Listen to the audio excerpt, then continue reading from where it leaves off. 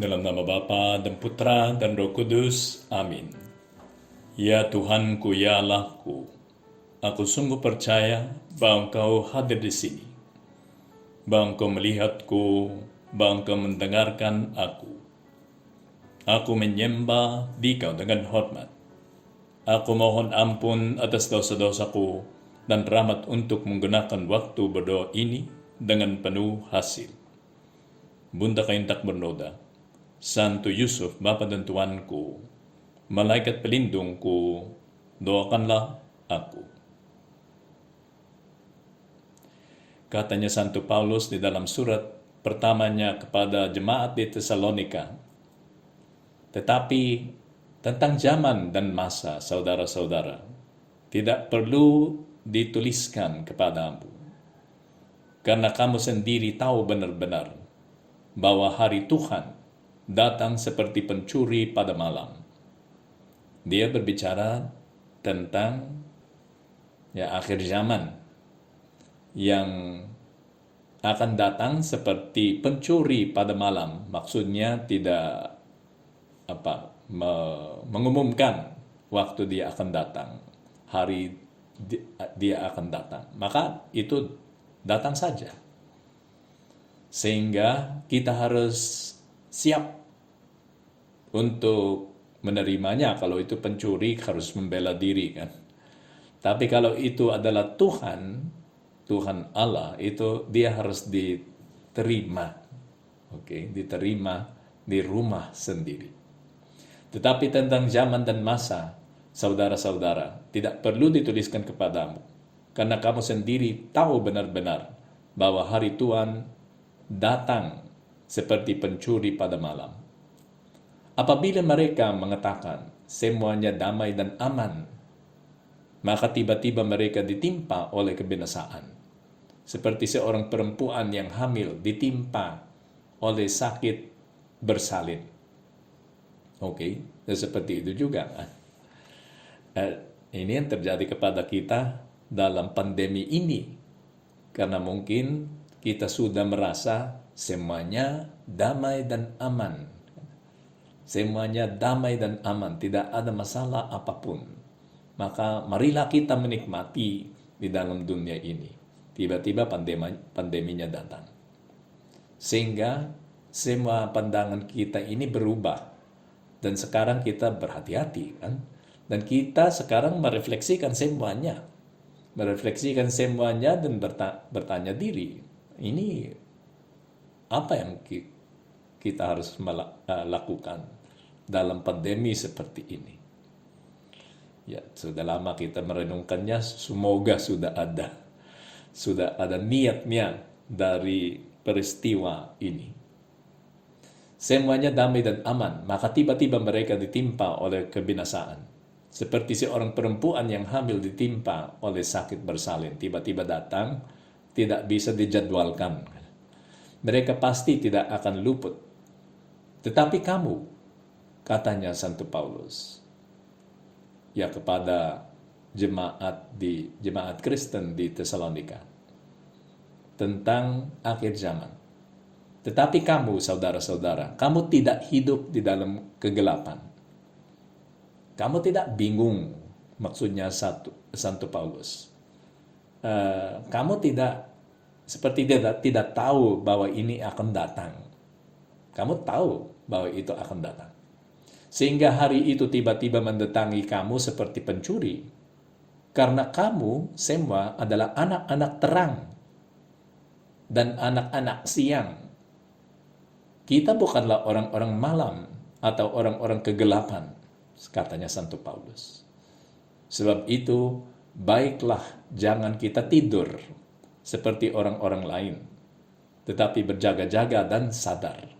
Itu bukan tidur yang biologis kan. Jangan tidur, katanya Santo Paulus. Jangan tidur di mana? Di dalam arti mana itu? Jangan tidur di dalam kehidupan rohanimu. Jangan melangkah lambat di dalam kehidupan rohanimu. Kita harus selalu merasa di dalam pertandingan, seperti yang dikatakan juga oleh Santo Paulus, kita di dalam pertandingan, maka kita harus menang. Jangan sampai kita ketinggalan oleh semua yang lain. Semuanya itu masuk ke surga, kita ketinggalan. Yang tertinggal nanti tidak ada bumi untuk tinggal kan. Kalau kita tidak masuk ke surga, kita akan ke tempat lain, dan semoga tidak seperti itu kan. Sebab itu baiklah jangan kita tidur seperti orang-orang lain, tetapi berjaga-jaga dan sadar. Hari ini kita bisa merenungkan yang disebut di dalam istilah kehidupan rohani. Semangat suam kuku yang bisa terjadi kepada kita jika kita tidak menjaga. Ya memang manusia seperti itu, cepat lelah. Mulai dengan semangat, tapi akhirnya setelah beberapa waktu, berapa bulan atau tahun, lelah. Maka niatnya itu tidak terlalu kuat. Itu terjadi di dalam banyak hal, misalnya di dalam pernikahan. Kalau orangnya, pasangan itu tidak berniat menghidupkan, menjalankan, kalau mereka tidak bersemangat di dalam kehidupan suami istri, maka api itu mati. Api cinta itu yang ada antara keduanya bisa mati. Itu sebuah pilihan. Apakah mau tetap saling mencintai atau cintanya dibuang keluar jendela gitu. Nah ini yang terjadi kalau kita masuk di dalam semangat suam-suam kuku. Santo Josemaria menulis satu bab di dalam bukunya Jalan tentang itu. Semangat suam-suam kuku. Memang pokok renungannya sedikit.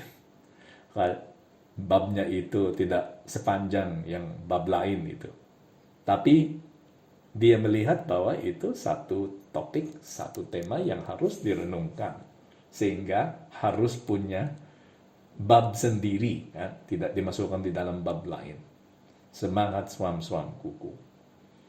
Dan itu masuk seperti pencuri, tidak mengumumkan diri dan sudah mengambil semua kekayaan yang ada di dalam diri kita, di dalam rumah kalau itu pencuri. Tapi kalau itu semangat suam-suam kuku itu, yang dia curi adalah kehidupan rohani kita.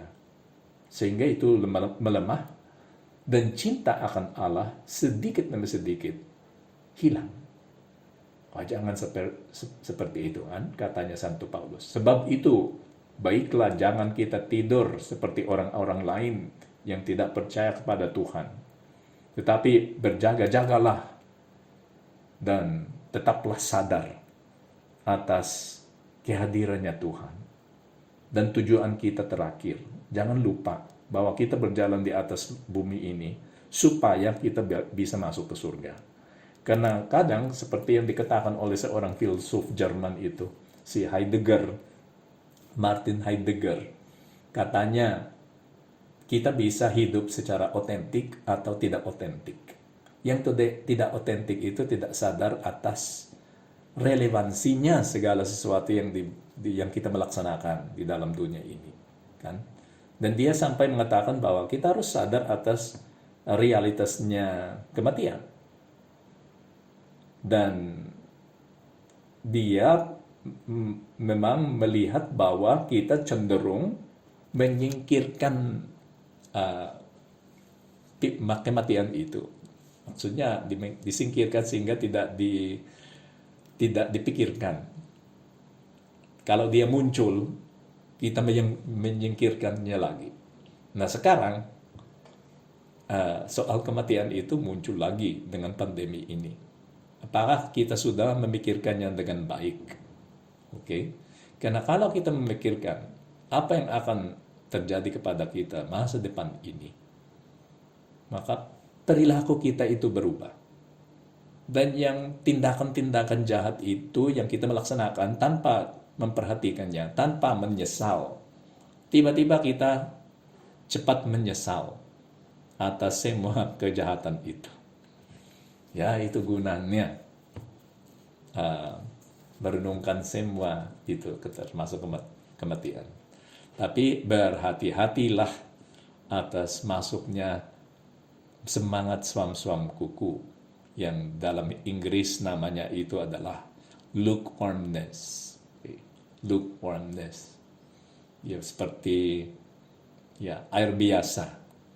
Tidak dingin, tidak hangat. Maka biasa aja. Romo, saya suka air biasa. Ya, kalau itu makanan, ya silakan. Tapi kalau itu kehidupan rohani, jangan seperti itu. Jangan bersemangat suam-suam kuku.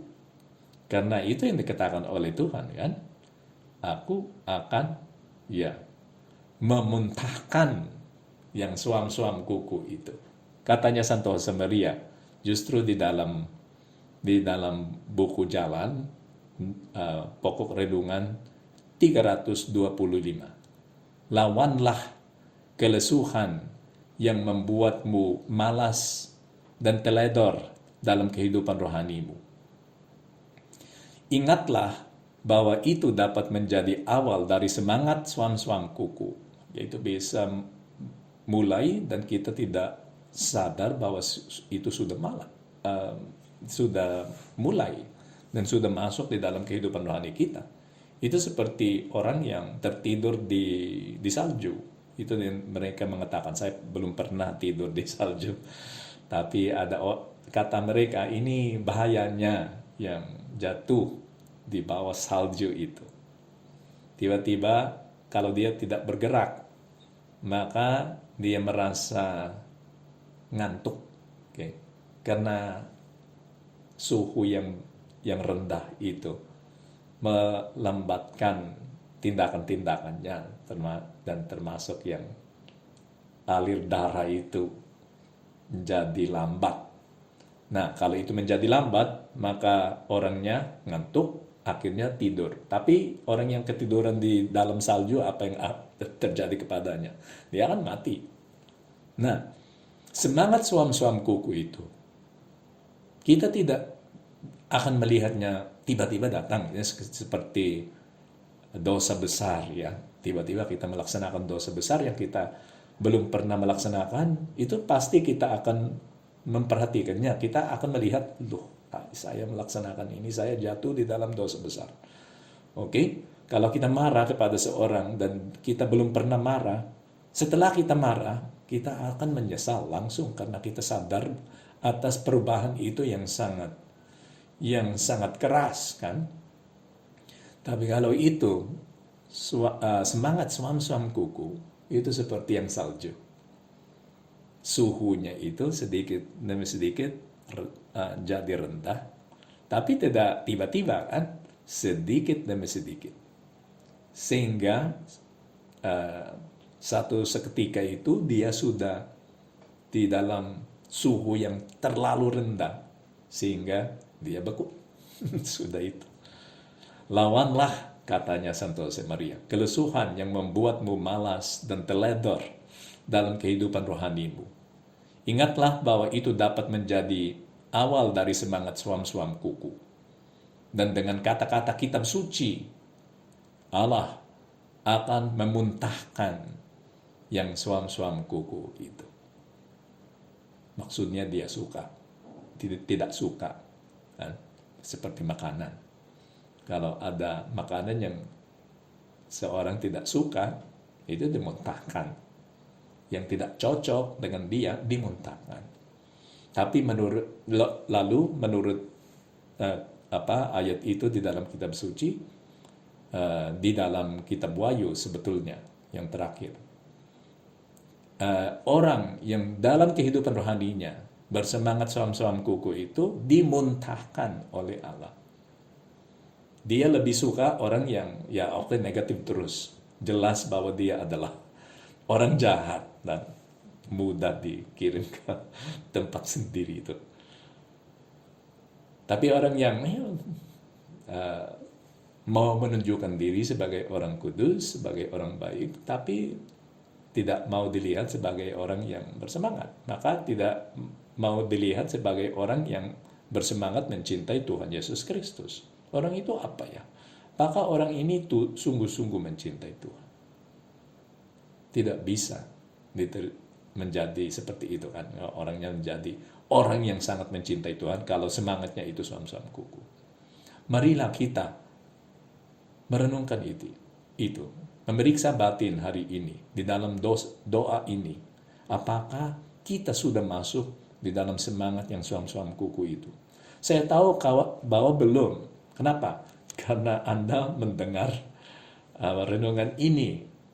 Semangat masih ada.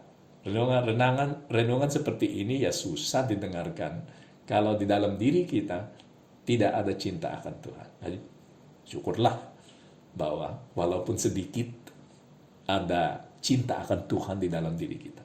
Tapi kita tetap bisa masuk di dalam semangat yang suam-suam kuku itu. Marilah kita mencegahnya. Itu yang terjadi kepada para rasul di dalam Taman Getsemani. Katanya Santo Matius di dalam Injilnya, maka sampailah Yesus bersama-sama murid-muridnya ke suatu tempat yang bernama Getsemani. Lalu ia berkata kepada murid-muridnya, duduklah di sini, sementara aku pergi ke sana untuk berdoa. Dia membawa, katanya Santo Matius, Petrus dan kedua anak Zebedeus sertanya. Maka mulailah ia merasa sedih waktu dia memanggil tiga itu, dan gentar. Lalu katanya kepada mereka yang bertiga ini, hatiku sangat sedih, karena dia pada waktu itu sudah melihat apa yang akan terjadi kepadanya, bagaimana dia akan disalibkan, dan bagaimana dia akan wafat, dan kebenciannya orang yang mau membunuh dia. Ya, orang yang baik seperti Tuhan Yesus Kristus yang adalah Allah sendiri, pasti akan sedih kan dengan melihat semua itu. Hatiku sangat sedih, seperti mau mati rasanya. Tinggallah di sini dan berjaga-jagalah dengan aku, katanya kepada tiga orang itu. Kepada tiga rasul itu, berjaga-jagalah dengan aku. Dan Tuhan mengatakan sesuatu yang sama bagi kita. Berjaga-jagalah.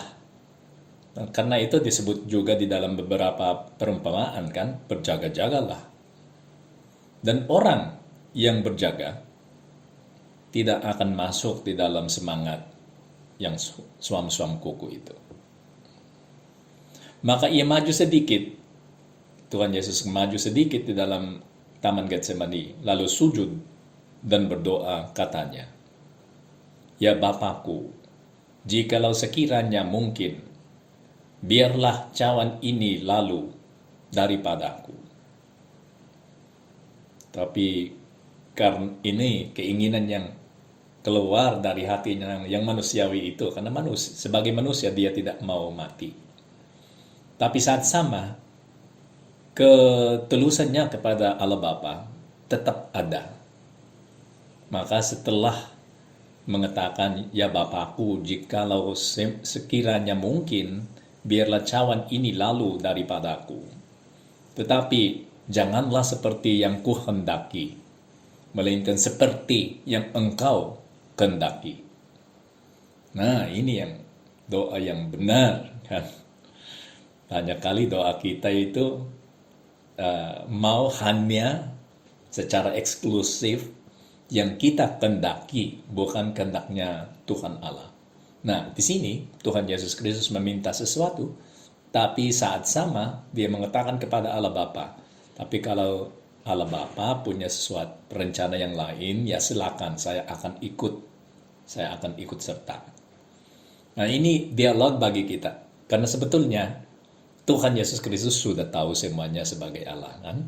Hanya ada dialog sekarang antara kemanusiaannya dan keilahiannya sebagai Allah. Ada dialog seperti itu. Dan yang belajar dari dialog itu adalah diri kita. Setelah itu ia kembali kepada murid-muridnya itu dan mendapati mereka sedang tidur. Oke. Yaitu yang disebut oleh Santo Paulus, katanya Santo Paulus, sebab itu baiklah jangan kita tidur. Walaupun Santo Paulus tidak ada di Taman Getsemani pada waktu itu, tapi dia tahu, jangan tidur. Seperti orang-orang lain. Tetapi berjaga-jagalah dan sadarkanlah dirimu atas itu. Sikap kita harus seperti itu, selalu seperti itu. Tidakkah sanggup berjaga-jaga 1 jam dengan aku? Katanya, ya Tuhan, di sini kami menjaga 30 menit setengah. Adalah orang lain yang lebih panjang ya, bisa sampai 1 jam. Sebetulnya itu bukan syarat bagi semuanya yang 1 jam kan. Tapi kalau Tuhan Yesus Kristus sendiri ada di depan kita, berapa jam saja kita, apapun ya, kita bisa melaksanakan itu. Kalau Tuhan Yesus Kristus yang minta. Tapi di dalam kehidupan sehari-hari, cukuplah memulai dengan sedikit waktu, karena kita tahu bahwa kita seperti anak kecil. Anak kecil yang tidak bisa langsung bisa berdoa 1 jam. Maka silakan mulai dengan berapa menit, kalau itu yang kita mampu melaksanakan kan. Tapi saya kira 10 menit bisa kan, dan silakan berdoa selama 10 menit. Nah, ini yang disarankan oleh Santo Josemaria, pendiri Opus Dei, adalah 30 menit. Karena dia merasa bahwa banyak orang yang puas berbicara dengan Tuhan. Dan di dalam 30 menit itu sampai kita bisa masuk di dalam hadiratnya Tuhan. Dan saat sama, setelah itu kita bisa mendengarkan di dalam hati kita kehendaknya. Itu pengalaman Santo Josemaria, tapi pengalaman sendiri bisa berbeda. Itu tidak ada paksaan dalam hal ini.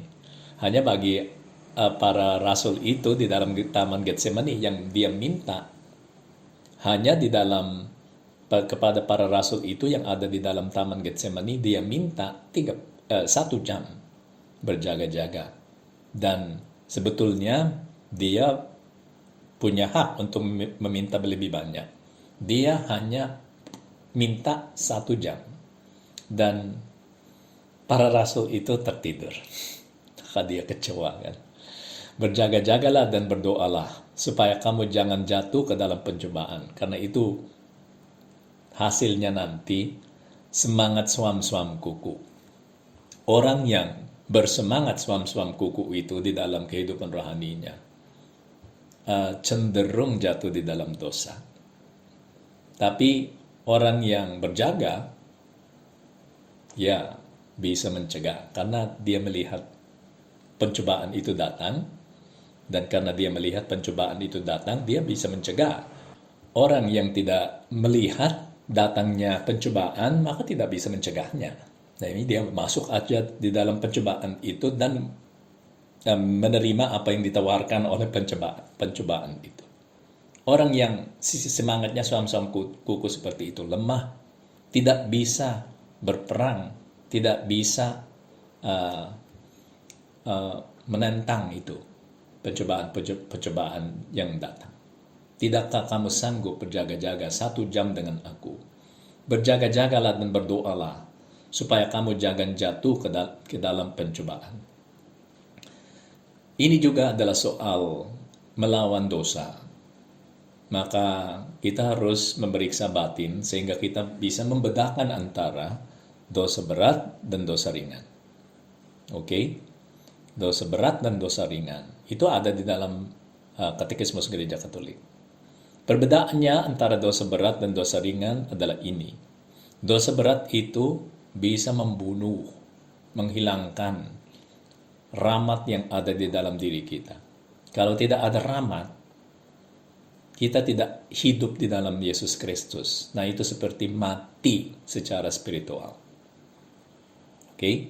Maka dosa-dosa itu yang berat, yang besar, menghilangkan semua rahmat yang ada di dalam diri kita. Sehingga, walaupun jiwa kita masih hidup secara biologis, secara manusiawi, tapi secara adikodrati sudah tidak hidup lagi. Mati.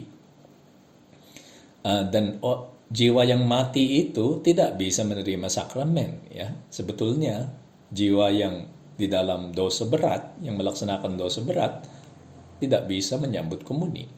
Karena bertentangan dengan komuni itu. Situasi jiwanya itu bertentangan dengan komuni itu. Nah, ada lagi yang dosa yang ringan. Oke, dosa-dosa yang kecil, tapi ya tidak membunuh kehidupan rohani yang ada di dalam diri kita, tapi melukainya. Orangnya itu terluka. Dia tidak mati, maka masih bisa berkomunikasi dengan Tuhan. Masih bisa menyambut komuni dan harus menyambut komuni, karena komuni itu akan menyembuhkan luka-lukanya itu. Oke? Nah, kita sudah tahu perbedaan antara dosa berat dan dosa ringan. Tapi jangan berpikir, loh ini hanya dosa ringan, maka tidak apa-apa kalau saya melaksanakannya. Oke? Iri hati, marah kepada orang, berbohong, sedikit aja romo ya, sedikit aja. Mengambil barang yang bukan milik kita, tidak membayar yang harus dibayar gitu. Mungkin itu kecil-kecil seperti itu. Tapi justru yang kecil itu bisa memasukkan kita di dalam semangat yang suam-suam kuku. Dan bersemangat suam-suam kuku itu akan akhirnya membawa kita kepada dosa. Dosa-dosa ringan itu kan.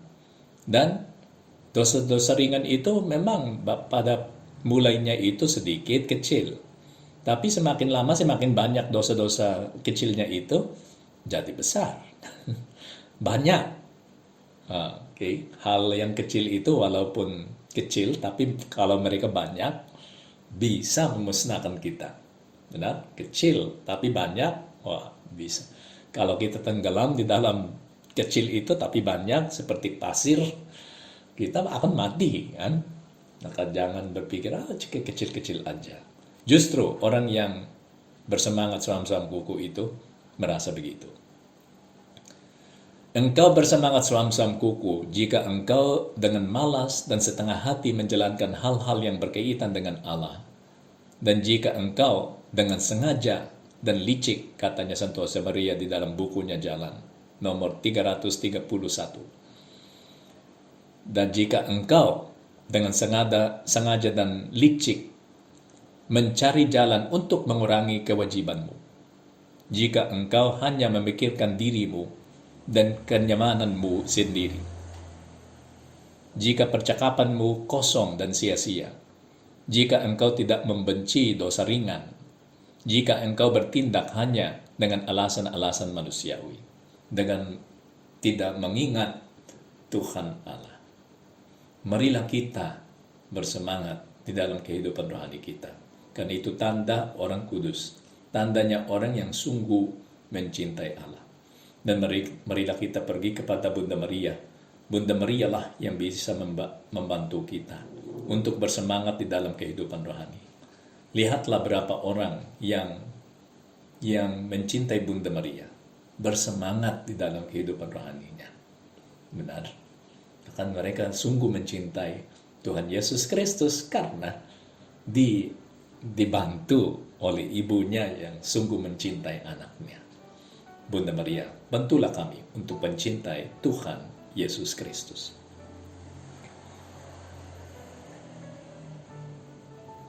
Aku bersyukur kepadamu ya Allahku atas segala resolusi yang baik, kasih dan inspirasi yang telah Engkau curahkan kepada aku dalam renungan ini. Aku mohon pertolonganmu untuk melaksanakannya. Bunda yang tak bernoda, Santo Yusuf, Bapa dan Tuanku, malaikat pelindungku, doakanlah